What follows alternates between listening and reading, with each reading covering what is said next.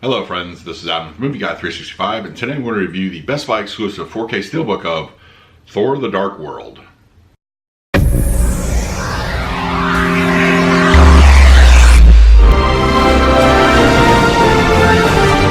Channel, please hit the like button, subscribe, hit that bell notification, and put out videos every single day. You can also find me over Twitter and Instagram at MovieGuy365, as well as the Disney Magic Hour podcast. We do weekly shows over there. Link is in the description.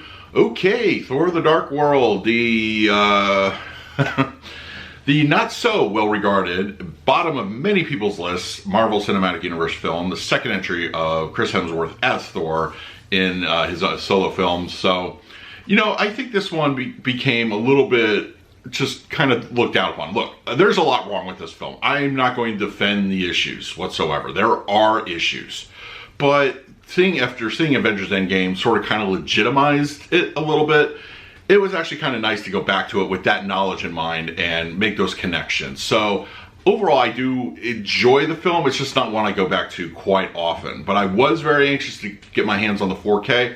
I always thought the Blu-ray just didn't look right to me. I always felt it looked way too murky for its own good. So I'm going to talk about the audio and picture quality in just a few moments. But first, let's get to the unboxing. Okay, here we go. Thor: The Dark World, as we see here. Classic poster artwork. It's really nice if you're a fan, which I am.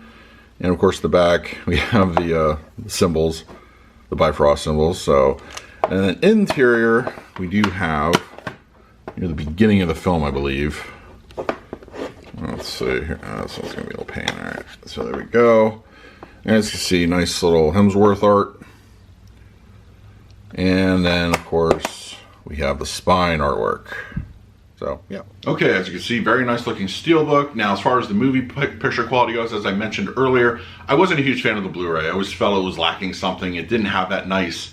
I know what the director was going for, I really do, but I always felt the Blu-ray could have been a little sharper, could have have a little bit more lushness to it, and it just looked dull overall. And I guess for a lot of people, and myself included, it didn't include for a very pleasant viewing experience. As far as how it looks on the 4K, I will say this is a marked improvement audio or picture-wise. We definitely have a little bit more refinement. It still has that dark haze to it, but it feels more of a filmic intention as opposed to like a mastering issue, which I felt the Blu-ray had. It's good. HDR really shines when it needs to. Things like Thor's cape, even in the most dire of circumstances, it just looks nice on the screen. It's pleasant to look at. Of course, the lightning. That is just stunning with use of the HDR. It looks great. It crackles on cue. It looks fantastic whenever it happens. And just any kind of gunfire or lighting. I thought the lighting in particular looked better on the 4K. It is no question in my mind a worthwhile upgrade just for the picture quality. I think it looks fantastic. Now, Thor: The Dark World was actually shot digitally as opposed to the first Thor, so you have that nice cleanness to it. There is a little bit of film grain, but I think that was just like a processing thing that they decided to stick in. But it's manageable, it's appropriate, it looks good in that regard. I think while, you know, things from like Mjolnir's hammer also benefit from the detail of HDR. Just, you could see it, when you see it up close, it looks great. There's a lot of little fine details. Costuming in particular in this movie is just well represented as far as, you know, what the 4K/HDR can do. It does look great. It really does. As I said, I would recommend it on the picture quality alone. Audio-wise, it's Disney Atmos, so we know what we can expect at this point. It's not going to be the most robust soundtrack you've ever heard, but when it kicks in, it kicks in, and I think it does a fine job. There are a lot of ambient sounds here and there, but this is a more of an immersive track. So when things are happening on to the left and the right to you and behind you, those are like appropriately, you know, discernible.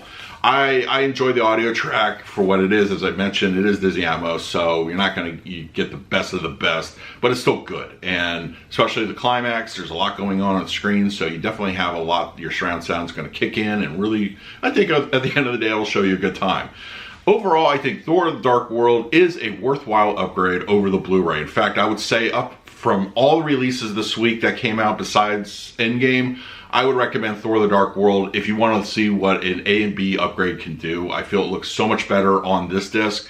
I'll probably never revisit the Blu-ray. Why would I? But I still do watch things in 3D, so occasionally I'm going to notice those differences. But that's, you know, it's to be expected.